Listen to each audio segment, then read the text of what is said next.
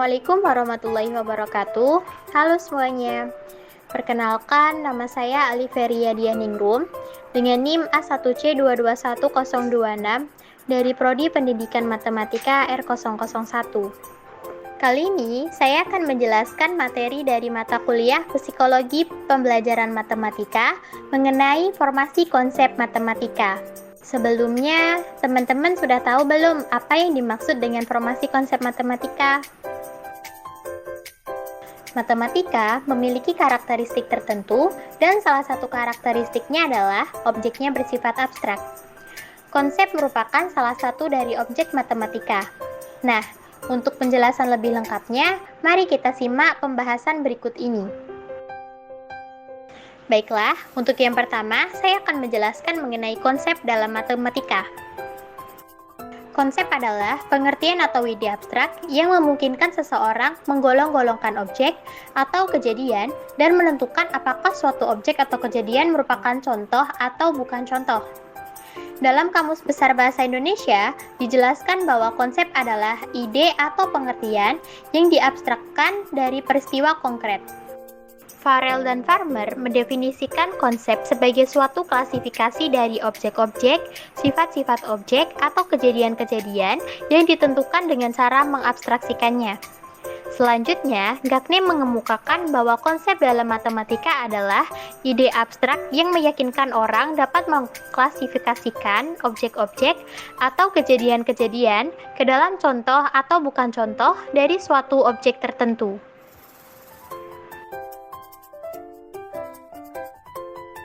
Misalnya, seorang siswa telah memahami konsep luas segitiga, maka siswa tersebut akan dapat membedakan rumus luas segitiga dan rumus luas bangun datar yang lain. Kemudian, Sujeji mengatakan bahwa konsep-konsep dalam matematika pada umumnya disusun dari konsep-konsep sebelumnya. Misalnya, konsep pangkat disusun dari konsep perkalian. Konsep luas segitiga disusun dari konsep luas persegi panjang. Nah, konsep luas trapesium disusun dari konsep luas segitiga. Berarti, konsep-konsep sebelumnya yang dipahami siswa sangat dibutuhkan untuk mengkonstruksi suatu konsep yang baru. Agar pemahaman akan konsep-konsep matematika dapat dipahami oleh siswa, hal yang perlu dilakukan adalah dengan cara pendekatan belajar dalam mengajarkan konsep.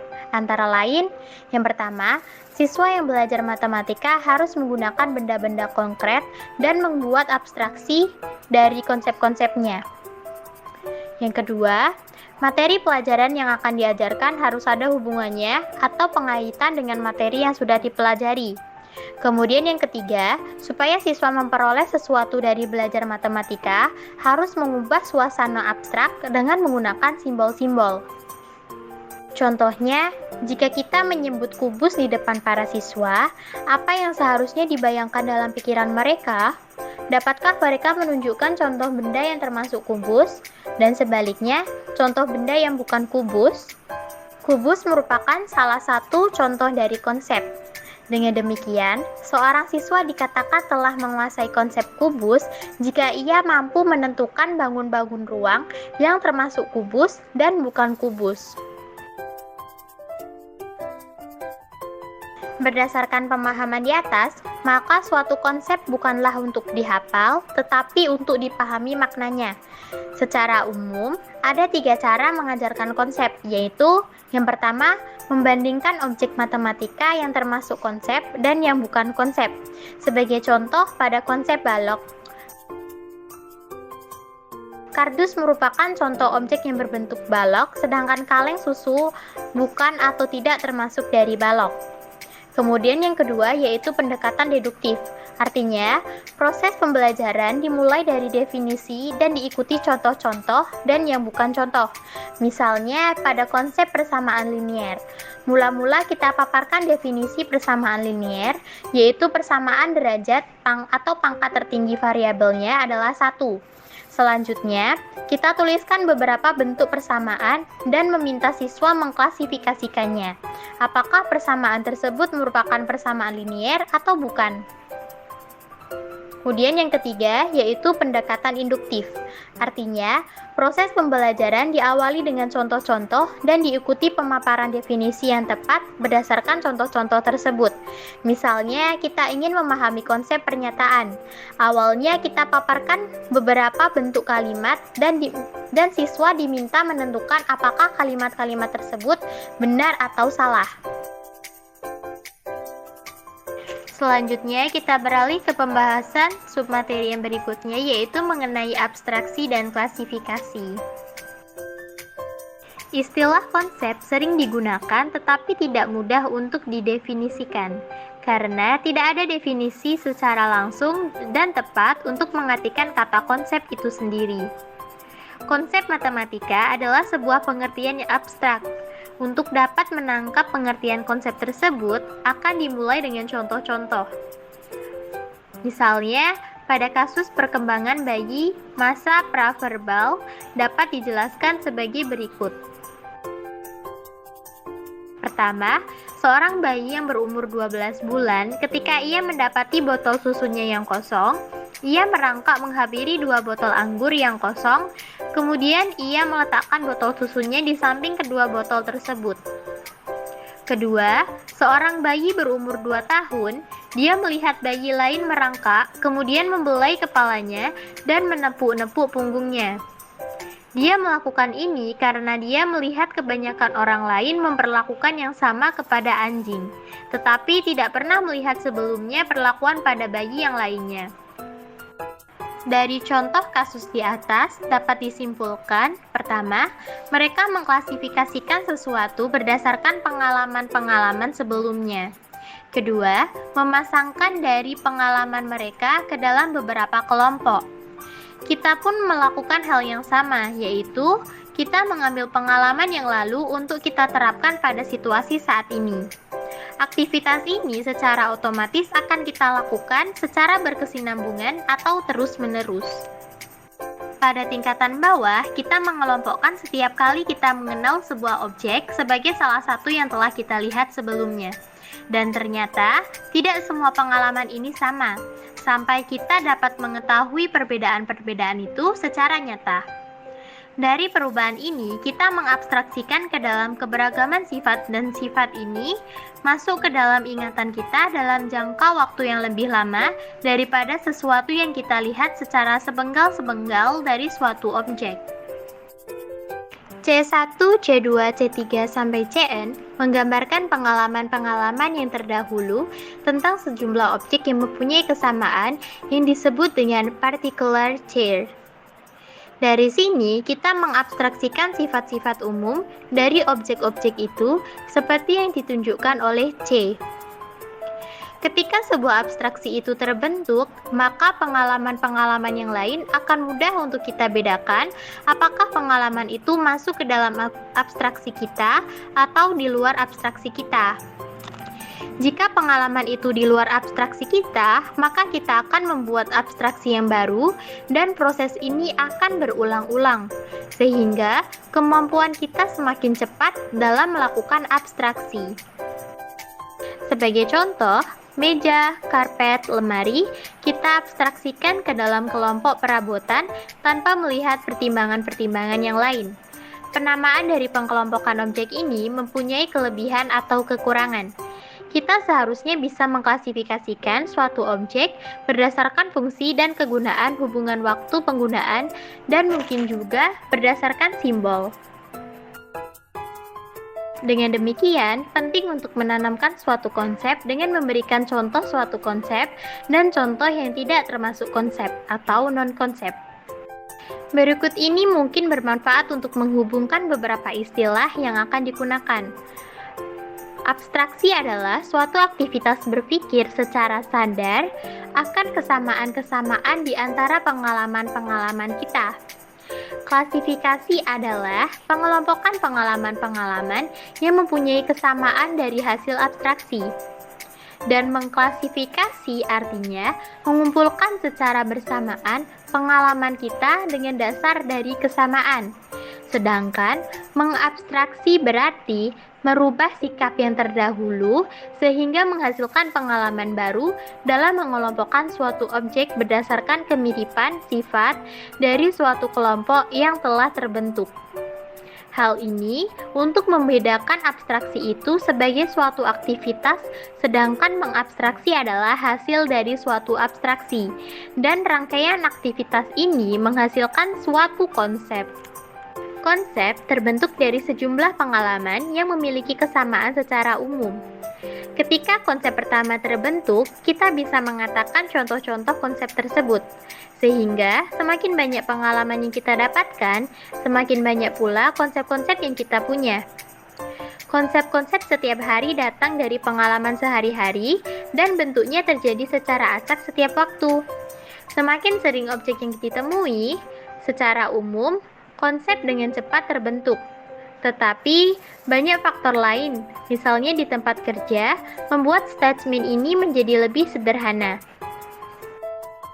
Menurut Wahyu Widada tahun 2007, abstraksi dimulai dari suatu inisial, sederhana, dan tidak perlu konsisten secara internal dan eksternal.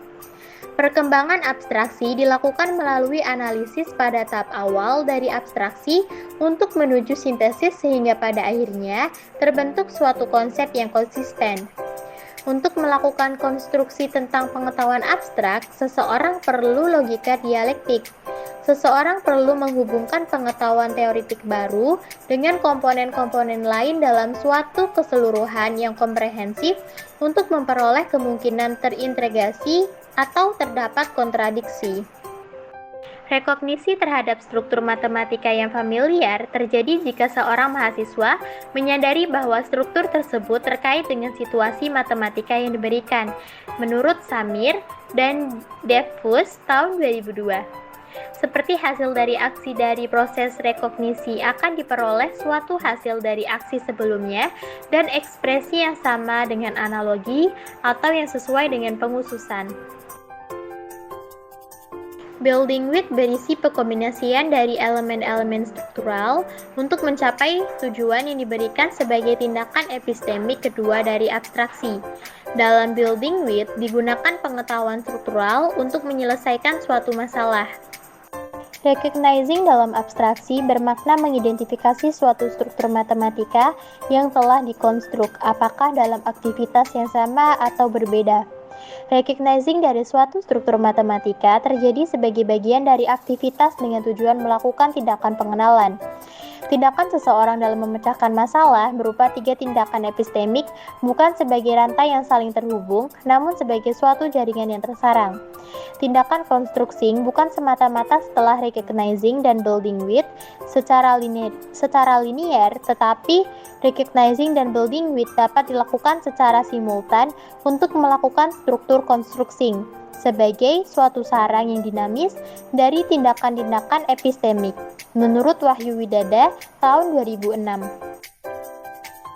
Menurut Brunner, mengenai proses abstraksi siswa terwujud dalam 3 tahap, yaitu tahap anaktif, tahap ikonik, dan tahap simbolik. Pada tahap anaktif, siswa melakukan kegiatan belajar menggunakan objek secara langsung. Siswa menggunakan alat kinestetiknya untuk berinteraksi langsung dengan lingkungan. Tahap yang kedua ialah tahap ikonik. Pada tahap ikonik, siswa melakukan kegiatan belajar dengan memanipulasi benda konkret, yang kemudian dibentuk dalam pikiran bayang mental dari benda tersebut. Siswa tidak memanipulasi langsung objek itu seperti tahap anaktif, melainkan sudah dapat memanipulasi dengan menggunakan gambaran dari objek. Gambaran itu dapat berupa gambar, patung, atau miniatur yang mewakili benda atau peristiwa tertentu. Siswa dapat merepresentasikan dalam pikiran, peristiwa atau benda yang dikenal atau juga dialami. Pada level anaktif ini, berarti siswa menggunakan model semi-konkret atau semi-abstrak.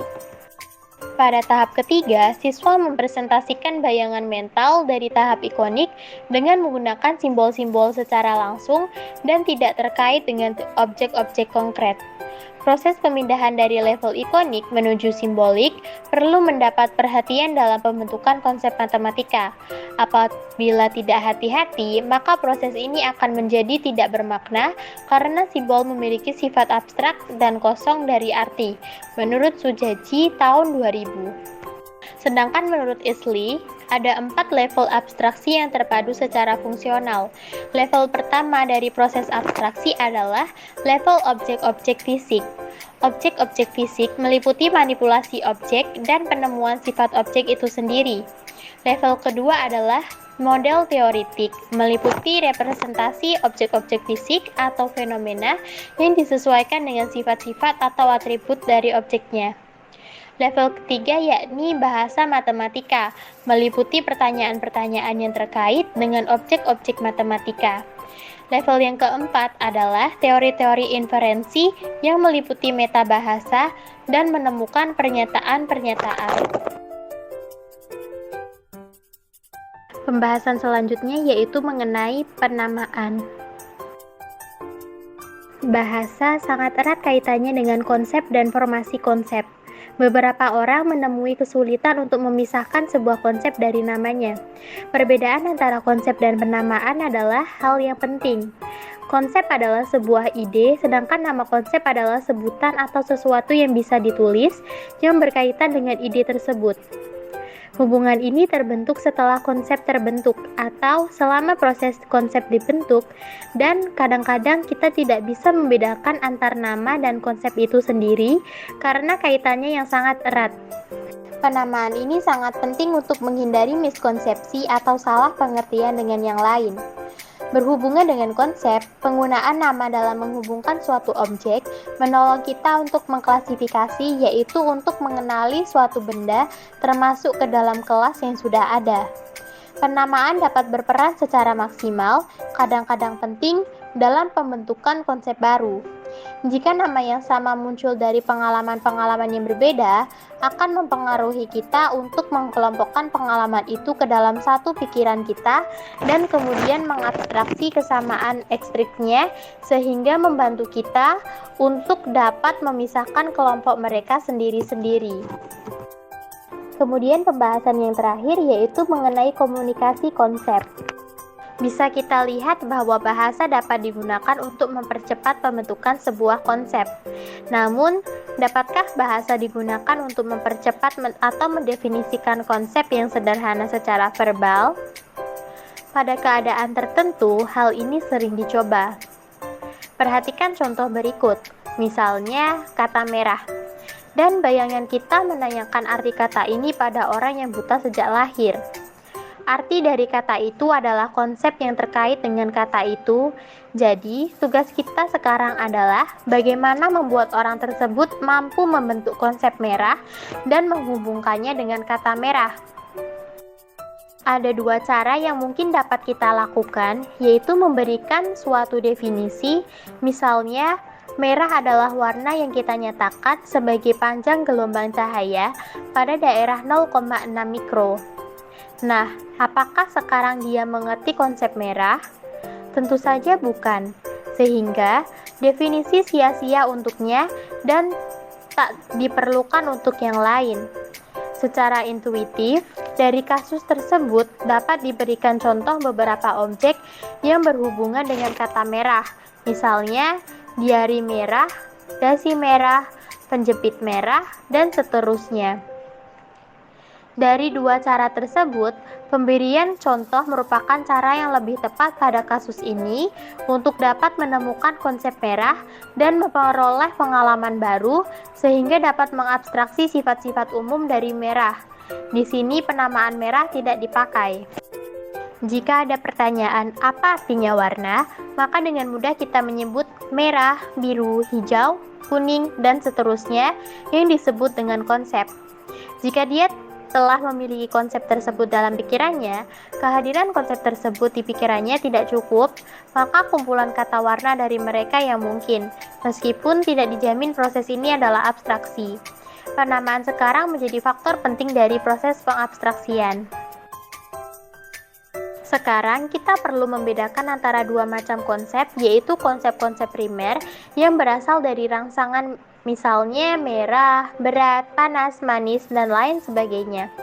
Dan konsep-konsep sekunder yang berasal dari pengalaman yang diabstraksikan dari konsep-konsep lain. Jika konsep A adalah contoh dari konsep B, maka kita katakan bahwa B setingkat lebih tinggi daripada A. Secara jelas, jika A sebuah contoh dari B dan B dari C, maka C juga lebih tinggi tingkatannya dari B dan A.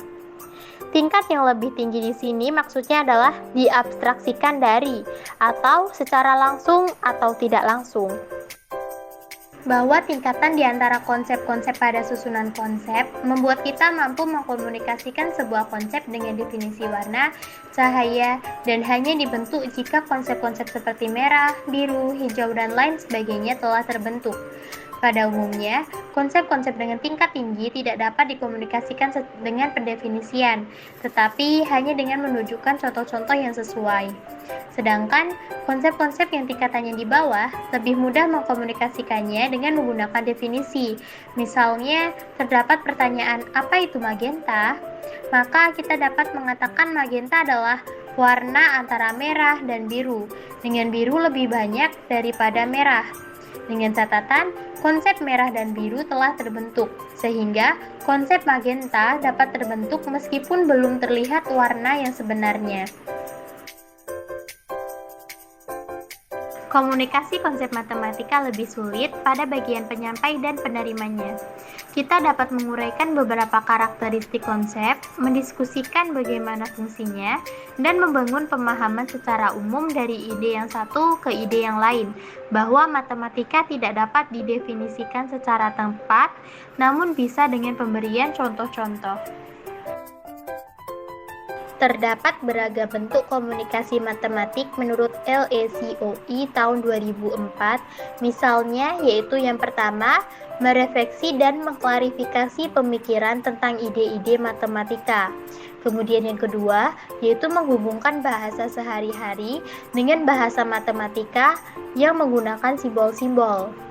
Dan yang ketiga, yaitu menggunakan keterampilan membaca, mendengarkan, menginterpretasikan, dan mengevaluasi ide-ide matematika. Dan yang keempat yaitu menggunakan ide-ide matematika untuk membuat dugaan atau konjektur dan membuat argumen yang meyakinkan.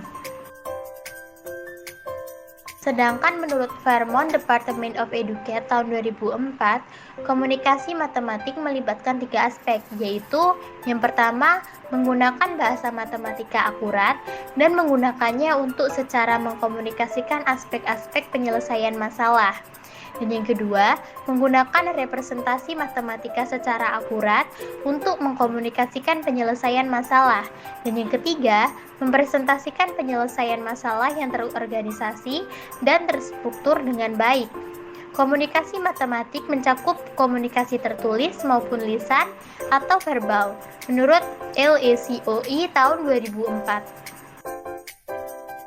Komunikasi tertulis dapat berupa penggunaan kata-kata, gambar, tabel, dan sebagainya yang menggambarkan proses berpikir siswa. Komunikasi tertulis juga dapat berupa uraian pemecahan masalah atau pembuktian matematika yang menggambarkan kemampuan siswa dalam mengorganisasi berbagai konsep untuk penyelesaian masalah. Sedangkan komunikasi lisan dapat berupa pengungkapan atau penjelasan verbal suatu gagasan matematika. Komunikasi lisan dapat terjadi melalui interaksi antar siswa, misalnya dalam pembelajaran dengan setting diskusi kelompok. Dari keempat submateri yang telah saya paparkan di atas, dapat ditarik kesimpulan bahwa matematika memiliki karakteristik tertentu dan salah satu karakteristiknya adalah objeknya bersifat abstrak. Nah, konsep merupakan salah satu dari objek matematika. Konsep ini sendiri adalah pengertian atau ide abstrak yang memungkinkan seseorang menggolong-golongkan objek atau kejadian dan menentukan apakah suatu objek atau kejadian merupakan contoh atau bukan contoh. Secara umum, ada 3 cara mengajarkan konsep, yaitu yang pertama membandingkan objek matematika yang termasuk konsep dan yang bukan konsep, kemudian pendekatan deduktif, dan yang terakhir yaitu dengan pendekatan induktif. Konsep itu sendiri terbentuk dari sejumlah pengalaman yang memiliki kesamaan secara umum. Setelah itu, kita juga perlu membedakan antara dua macam konsep, yaitu konsep-konsep primer yang berasal dari rangsangan misalnya merah, berat, panas, manis, dan kemudian yaitu konsep-konsep sekunder yang berasal dari pengalaman yang diabstraksikan dari konsep-konsep lain. Demikianlah penjelasan yang dapat saya sampaikan. Semoga sedikit banyaknya dapat menambah wawasan kita mengenai apa yang dimaksud dengan formasi konsep matematika, kemudian bagaimana proses abstraksi, klasifikasi, penamaan, dan komunikasi konsep dalam formasi konsep matematika. Sekian, saya akhiri. Wassalamualaikum warahmatullahi wabarakatuh.